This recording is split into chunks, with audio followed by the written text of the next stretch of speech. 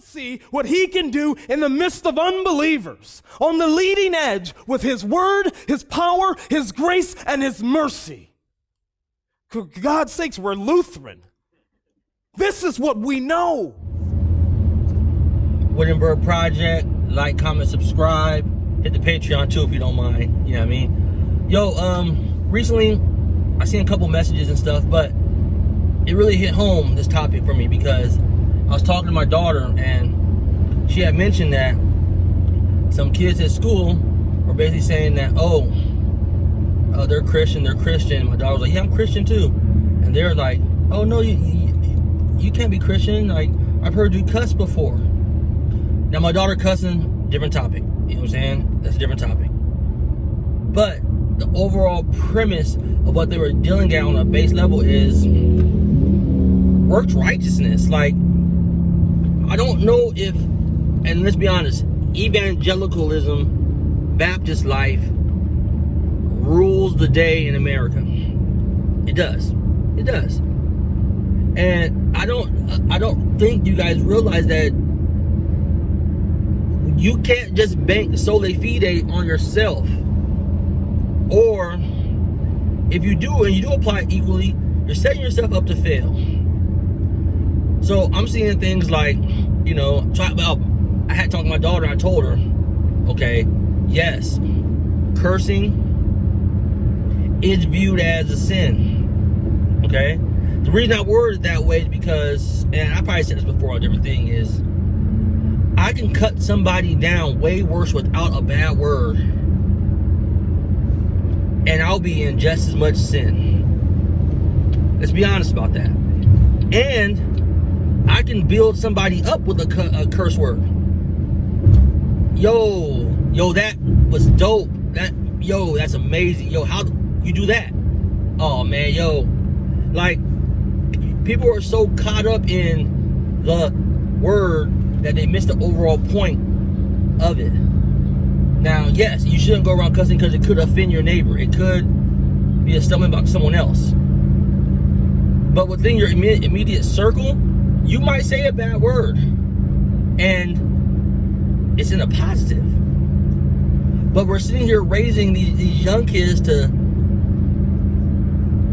bank their faith or bank other people's faith on behavior. And this goes to an overall, and this is a kid thing. It's sad that the kids are going through this, and we have to point the kids back to, no, you're a Christian because your faith is placed in Jesus Christ. 100%. There's no other rubric matrix that you can use. Because if we're going to sit here and say, oh, you cussed, you're not a Christian, you're fat, you're not a Christian. You lie, you're not a Christian. You're prideful, you're not a Christian. Because gluttony, pride, and other things are on that same list that we use to condemn homosexuality and other things. But let's not even go there about that. You know what I'm saying? All I'm saying is if you're going to really engage somebody or try to cause doubt in somebody, which is technically what that is, when you're telling someone they're not a Christian based on, you said a boo-boo, you stepped on a Lego and dropped the F-bomb. Okay, bro. But on an adult level, a hot topic right now is, you know, what's it called? Modesty, you know? And don't get it twisted. I'm teaching my daughter to be modest because I listen, if I'm dressed like a fireman, I should expect people to point me to a fire. If I walk around dressed like a cop, I should expect people to point me to the crime and to go stop it.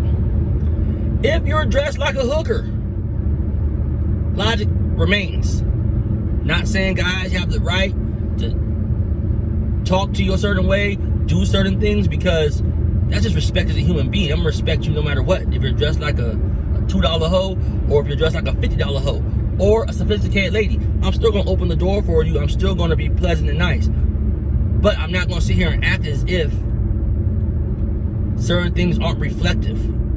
Just the truth of the matter. But I'm seeing things like, here's this tweet. So, if a lady was regenerate, a true Christian, a true believer, she wouldn't dress this way. This raises a whole bunch of concerns and questions. Like, do you believe in sanctification? Like, do you believe God works on people and he's molding people to be in the image of his son? If so, who's to say that person dressed like the $2 hoe isn't being convicted in other parts of her life, and that might come later? But lo and behold, all you're doing is telling her that she's not saved yet because she hasn't, stopped revealing the top boob yet. You know what I'm saying? Like, we really doing this? Or make them feel as if there's no room at the foot of the cross for them. They're not a Christian.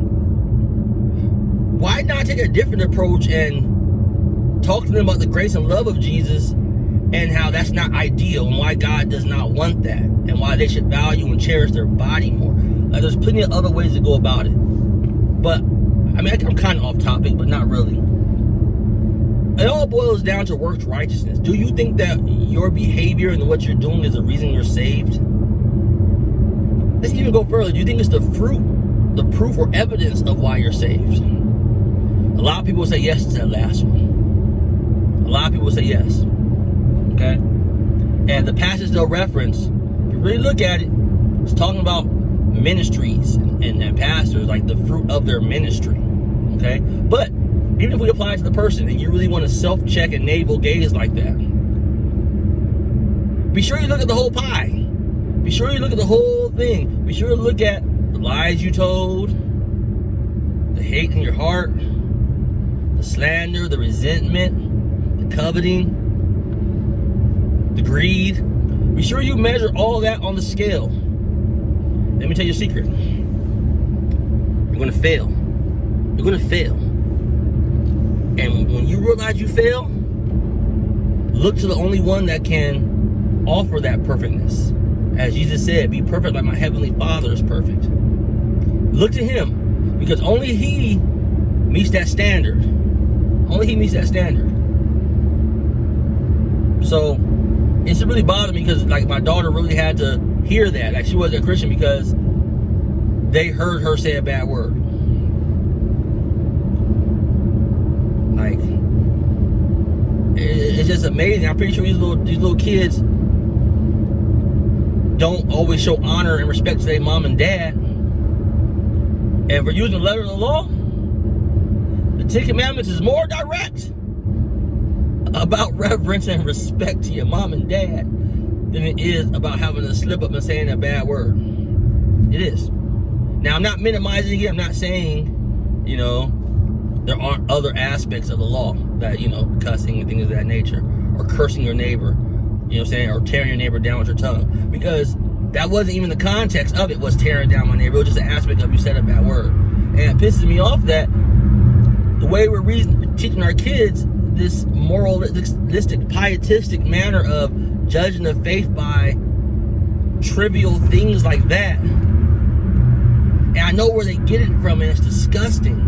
It's disgusting. It's the same people that will sit here and talk about you're saved by faith through grace alone, but then they want to add in the ifs, ands, and maybes as if they don't understand the gospel. It's just disgusting. It's just disgusting. Anyhow, guard your kids, man. Teach them the truth, the unsanctioned truth that, we sin because we're sinners. You're not a sinner because you sin. Like, you're gonna sin. Acknowledge it's wrong. Realize it. Contrition. Know it's wrong. Accept it's wrong. And faith. Turn back to Christ. Turn to Christ. I won't say turn back because you didn't fall away, but turn to Christ and realize what he's done and how he's there and he's working on you and he's guiding you and he loves you. Law Gospel Dynamic, man. Loof Life. Wittenberg Project. Like, comment, subscribe.